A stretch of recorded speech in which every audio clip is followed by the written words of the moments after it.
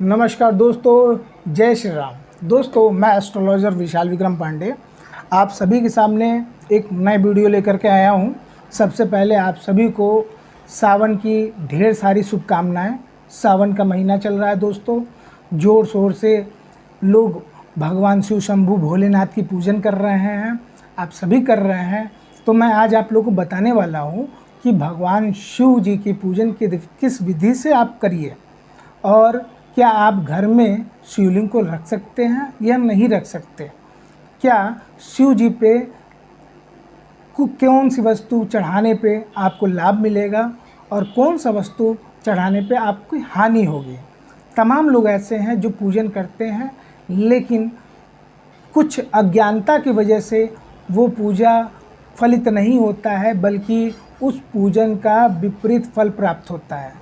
तो दोस्तों, इस वीडियो को बिल्कुल मिस मत करिएगा। मैं आपको बताने वाला हूँ कि क्या हम शिवलिंग घर में रख सकते हैं या नहीं रख सकते हैं। रख सकते हैं तो किस तरह रख सकते हैं, उसकी विधि विधान क्या है।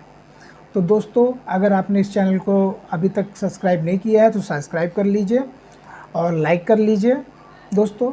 तो अब हम बात को शुरू करते हैं। सबसे पहले मैं आपको एक चीज़ बता दूं, अगर आपके घर में छोटा घर हो इत्यादि हो तो आप शिवलिंग को जो है न रखें तभी बेहतर है, क्योंकि शिवलिंग को सदैव जो है एक खाली कमरे में जहाँ थोड़ी भी गंदगी ना रहे वहाँ रखना चाहिए। लेकिन किस शिवलिंग की, अब सुनिए, केवल एक अंगूठे के बराबर की शिवलिंग को आप रख सकते हैं। उससे बड़ी शिवलिंग आप नहीं रख सकते। तमाम तरीके के शिवलिंग आते हैं, पत्थर के आते हैं, पारद के आते हैं, स्फटिक के आते हैं, मार्बल के आते हैं। तो इन सब में सबसे बेटर क्या है, तो मेरे अकॉर्डिंग जो है वो पारद का शिवलिंग सबसे बेटर होता है। क्यों? उसका साइंटिफिक रीज़न भी है कि पारद के शिवलिंग से 24 घंटा पॉजिटिव एनर्जी जो है वो फ्लो करती है, ठीक है, और नकारात्मकताओं को दूर करती है। खैर, ये तो रही आपके शिवलिंग रखने की बात। तो आपको बिल्कुल ये ध्यान देना है कि जहाँ पे भी आप शिवलिंग को रखें वह स्थान साफ़ सुथरा होना चाहिए। अगर आप किसी कमरे में रह रहे हैं, उस कमरे में ही शिवलिंग को रखते हैं तो फिर गड़बड़ है, आप मत रखिए।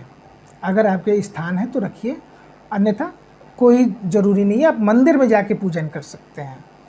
शिव जी को भरसक जो है खुले में ही रखना ज़्यादा उचित होता है।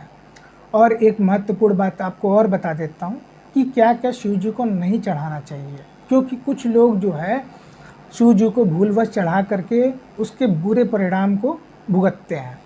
चढ़ाना तो आप सभी जानते हैं, जल, दुग्ध, आपका भांग, धतूर इत्यादि, मदार वगैरह, फूल। क्या क्या नहीं चढ़ाना है मैं आपको बताता हूँ। सबसे प्रथम आप नोट कर लीजिए, तुलसी का पत्ता कभी भी नहीं चढ़ाया जाता है शिव जी को। दूसरे नंबर पे आपका आता है लाल सिंदूर। आपको सिंदूर भी शिव जी पर नहीं चढ़ता है। तीसरे नंबर पे आता है आपका लाल फूल। लाल फूल भी शिव जी के ऊपर नहीं चढ़ाया जाता है। चौथे नंबर पे आता है हल्दी। बहुत सारे लोग हल्दी भी चढ़ाते हैं, लेकिन हल्दी भी शिव जी पर नहीं चढ़ता है। बाकी आप जो भांग, धतूरा, जल इत्यादि बताया उसको आप चढ़ाएंगे। लेकिन शिवलिंग रखने के साथ साथ कुछ चीज़ों को हमें ध्यान देना होगा। अगर घर में शिवलिंग हमने रखा है, सबसे पहला क्या, आप सभी जानते हैं, अगर नहीं जानते तो जान लीजिए कि शिव जी भोलेनाथ, शिव शंभू बहुत भोले हैं और वो शीघ्रता से आपके मनोकामनाओं को पूर्ण करते हैं। लेकिन दोस्तों, एक चीज़ जान लीजिए, जितना जल्दी वो आपके इच्छाओं की पूर्ति करते हैं, लेकिन भूल हो जाने पे उतना ही ज़्यादा वो क्रोधित भी हो जाते हैं। जितना जल्दी वो प्रसन्न होते हैं उतना ही तेज वो क्रोधित भी होते हैं। तो दोस्तों, इस चीज़ को आप बिल्कुल अच्छी तरह से पूरा वीडियो देख करके आप समझ लीजिए कि शिव जी की पूजा कैसे करें ताकि हमको पूर्णतः लाभ मिले। शिव जी की जो एक स्थायी अवस्था नहीं है, शिव जी वैरागी भी हैं, वैराग धारण किए हुए, और गृहस्थ में भी शिव जी का वास है।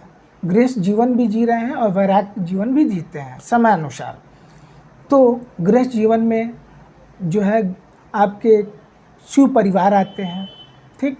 और जब वैराग धारण करते हैं तो उस समय वो अकेले होते हैं, और शिव जी जो है एक स्थिर अवस्था में नहीं होते हैं, हमेशा जो है चलमान जो है अपनी स्टेट को बदलते रहते हैं। कभी कैलाश पर्वत पे, तो कभी शमशान पे, तो कभी जो है आपके धरती पे। तो सावन में के महीने में शिव जी धरती पे आते हैं। तो मैं आपको पूजन से जुड़ी बातें बता देता हूँ। आप जब भी शिवलिंग को रखें, ये बिल्कुल आप ध्यान दीजिएगा, शिवलिंग जो भी रहेगा उसका मुख, ठीक है, वो हमेशा उत्तर की तरफ होना चाहिए। इस चीज़ का विशेष ध्यान रखिएगा। और आप जो पूजन कर रहे हैं वो आपका मुख जो है अगर पूरब की तरफ हो तो ज़्यादा अच्छा है, ठीक है। उसके बाद आपको शिव जी के साथ साथ शिव परिवार का एक फ़ोटो, तस्वीर या कुछ भी ऐसा रखना चाहिए कि यहाँ पे इंडिकेट हो कि शिव परिवार में ही शिव जी की पूजन हो रही है। नहीं रखते हैं तो केवल मात्र शिव जी, जैसा मैंने बताया, वैराग्य जीवन में शिव जी अकेले होते हैं। तो वैरागी शिव जी की पूजन करना बहुत ही टिपिकल है। वो जब वैराग धारण करते हैं तो छोटी छोटी गलतियों को भी वो क्षमा नहीं करते हैं। इसलिए आप शिव परिवार की तस्वीर या फ़ोटो फ्रेम आप ले करके आप शिव जी के पास रख दीजिए कि गृहस्थ जीवन में शिव जी हैं। और शिव जी के साथ साथ जैसा कि आप जानते हैं माँ पार्वती, कार्तिकेय, प्रभु गणेश इत्यादि, और उनके सबसे प्रिय नंदी देव हैं।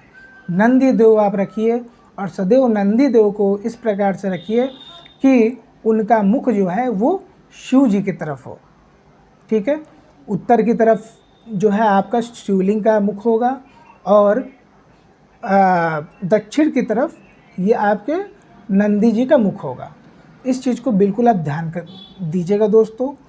और सावन का महीना चल रहा है, इन सब बातों को ध्यान दे करके आप पूजन करते हैं, निसंदेह आपको लाभ मिलेगा। लेकिन एक चीज़ और मैं आपको बता देना चाहता हूँ कि एक घर में एक से अधिक मंदिर की स्थापना नहीं करनी चाहिए। एक घर में